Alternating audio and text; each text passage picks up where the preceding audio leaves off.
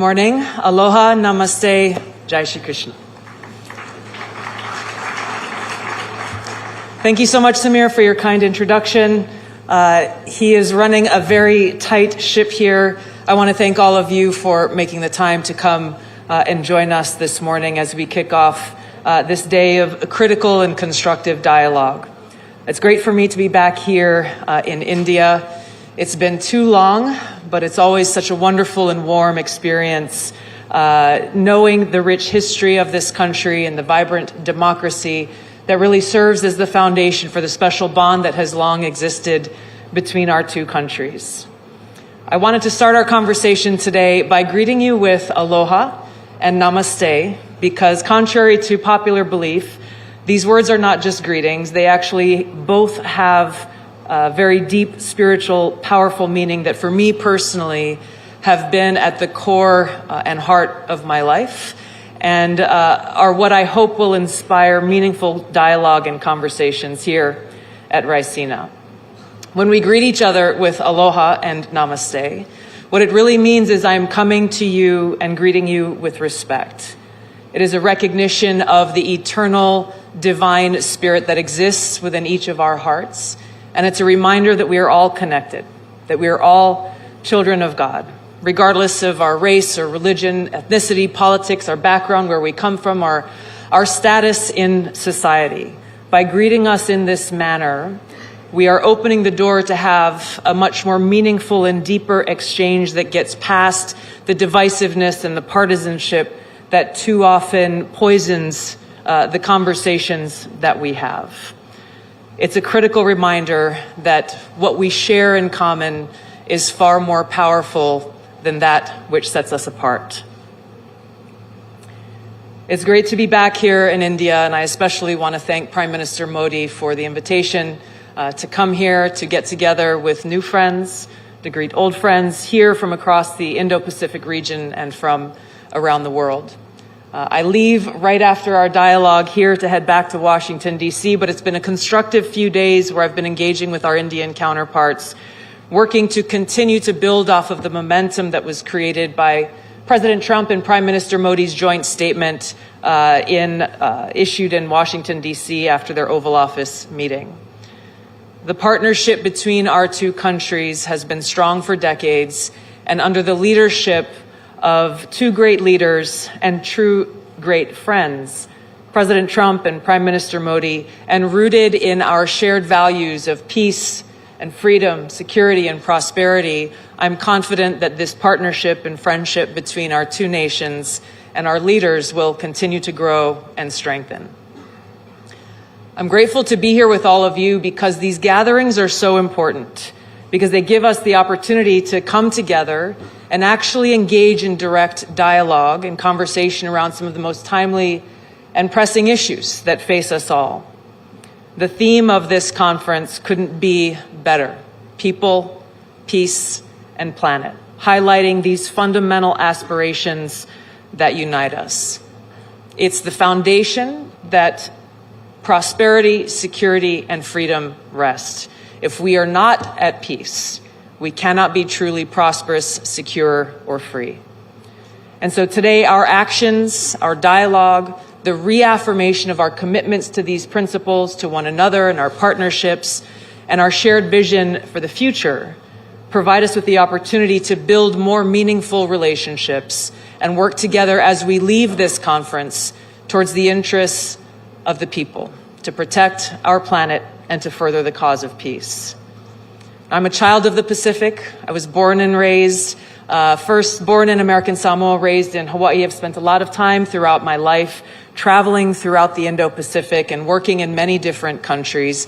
So I'm very familiar with the rich and beautiful cultures, the kindness and hospitality that I've experienced everywhere I've gone, and the rich history within each country that leads to a better understanding of the nuance and complexities that exist within these countries, but also within the relationships in the region. It's a vast and critical region that's not just a geographic space. It is the geopolitical center of gravity for the 21st century. So ensuring peace and stability here is essential to our collective security, our objective of economic prosperity, and our ability to work together to take on the great challenges of our time. And we must tackle these challenges together. Our ability to do so as nations, as leaders, as people, is critical towards achieving our collective goals. Unfortunately, we live in a time where war and conflict is being waged on many fronts around the world. The Bulletin of Atomic Scientists, founded in 1945 by Albert Einstein and Oppenheimer, has declared the doomsday clock to be 89 seconds to midnight, closer to the brink of nuclear catastrophe than ever before. So your focus again on peace, people, and planet is timely. It is times like this that call on leaders to stand up for these interests that affect us all and will affect generations who will follow. Unfortunately, as we've seen throughout history, simply calling for peace too often invokes attacks and smears. Perfect example is during President Trump's recent campaign for the presidency, he made it a pillar of his campaign to share his commitment to peace and to bring his leadership towards bringing about an end to the Russia-Ukraine war, to stop the killing, to prevent this risk of World War III and nuclear war. And for this commitment, he was attacked relentlessly, not only by his political opponents and legacy media in our own country, but even by those abroad. Despite these attacks and smear campaigns, the American people voted overwhelmingly for him to return to the White House and delivered a very clear message and mandate for peace, which he is carrying out as we gather here today. Now, these goals cannot be achieved by any one person or one nation alone.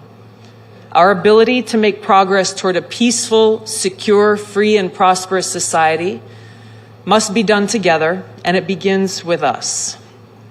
Now, I want to share with you a few excerpts from one of the most powerful speeches that I've heard in my life that was delivered by President John F. Kennedy at American University in 1963 on this topic of peace.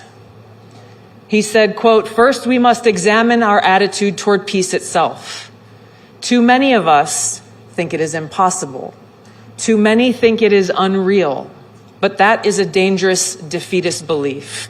It leads to the conclusion that war is inevitable, that mankind is doomed, that we are gripped by forces that we cannot control. We need not accept that view.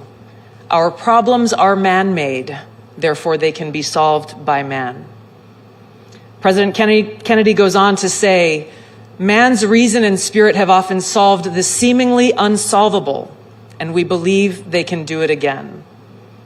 He says, "I am not referring to the absolute infinite concept of peace and goodwill of which some fantasies and fanatics dream. Let us focus instead on a more practical and attainable peace, based on a series of concrete actions and effective agreements which are in the interest of all concerned. There is no single simple key to this peace. No grand or magic formula to be adopted by one or two powers. Genuine peace must be the product of many nations, the sum of many acts. It must be dynamic, not static, changing to meet the challenge of each new generation. With such a peace, there will still be quarrels and conflicting interests, as there are within families and nations. World peace, like community peace, does not require that each man love his neighbor. It requires only that they live together in mutual tolerance, submitting their disputes to a just and peaceful settlement." He closed by saying, "So let us persevere. Peace need not be impracticable, and war need not be inevitable. By defining our goal more clearly, by making it seem more manageable and less remote, we can help all people to see it, to draw hope from it, and to move irresistibly toward it."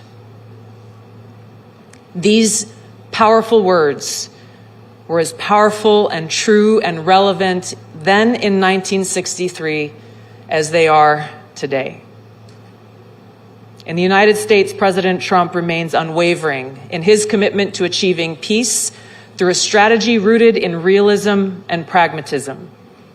Securing peace through strength, which he speaks of very often, requires strong leadership with a clear-eyed and realistic understanding of the global challenges that exist as well as the opportunities.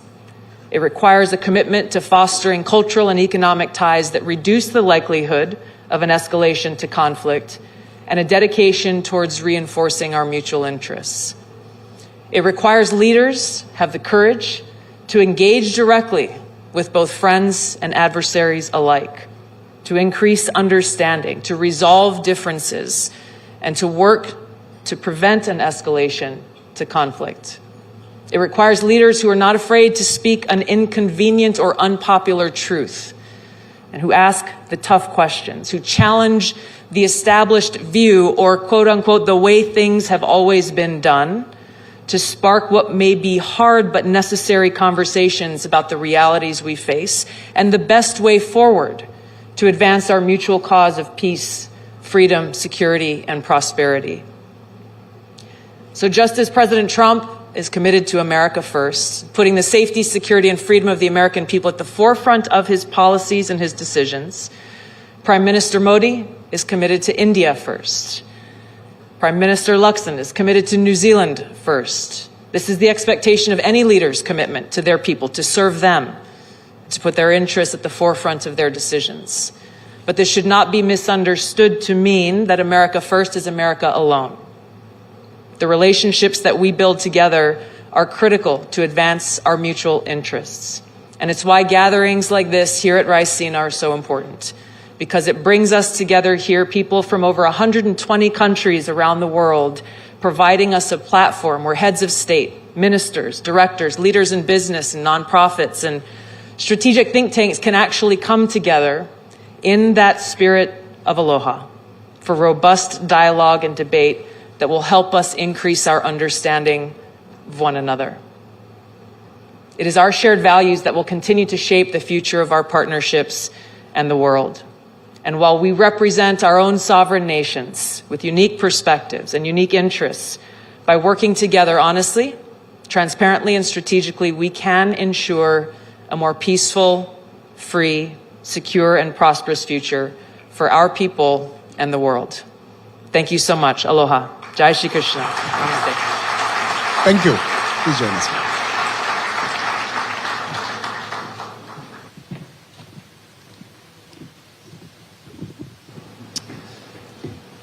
Director, I'm going to dive into your speech and ask you a few questions. And I know we have only, say, 10 minutes or so. So I'm going to ask you a few quick questions to expand on some of our own discussions in this city and many other parts of the world, but also some of the things you mentioned here.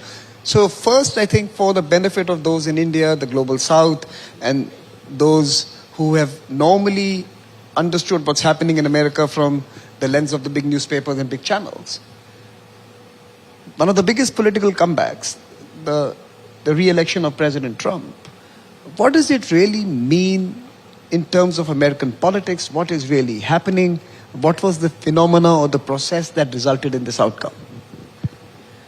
You know, first of all, in American politics, too often our politics is reduced to one party versus another party. I know we're not alone in this, but what was really unique, and it was an incredible experience to be a part of, was to see those barriers broken down just through the course of President Trump's campaign, where rather than taking the approach of being exclusive, you're on my team or you're on the other guy's team, he welcomed people both in the campaign and, as you've seen, in the cabinet, people who don't necessarily agree with President Trump on every issue or not of the same party, but understanding that when we come together around our shared mission of service to the American people, and how can we make their lives better? How can we achieve those goals and objectives that I outlined in my remarks? Then we have the capacity to really make big, significant, positive change that once again is focused on the most important people, which is the people of our country. Mm-hmm. And bringing that focus of the government back to what everyone who works in public service should begin their day with, the mindset of, what can I do in my role, in my job, whether you're a civil servant or you're an elected official is how can I best be of service? And I think this is what made his victory possible.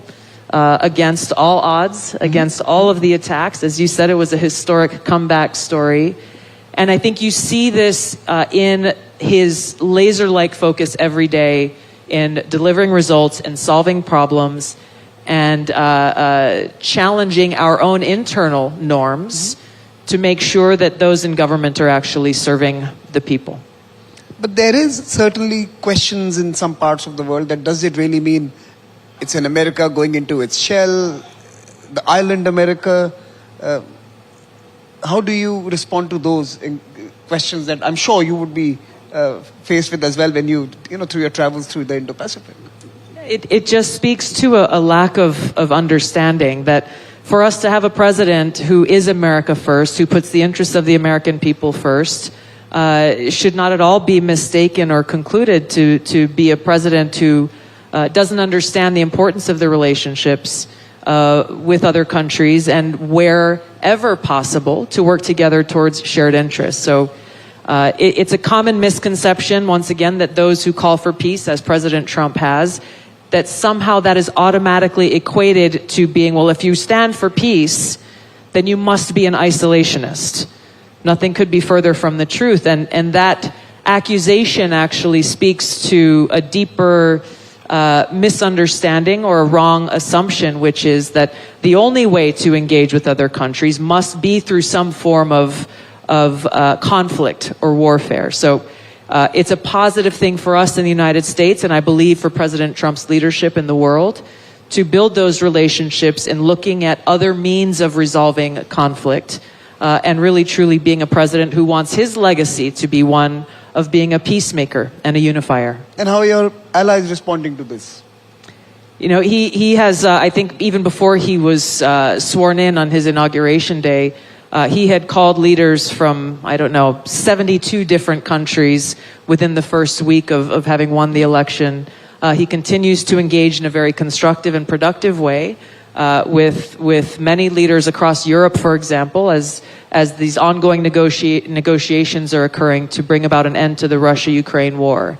So the warnings that were delivered very loudly within our own media that somehow President Trump would be shunned and that no one would be interested in working with him, the absolute opposite has proven true.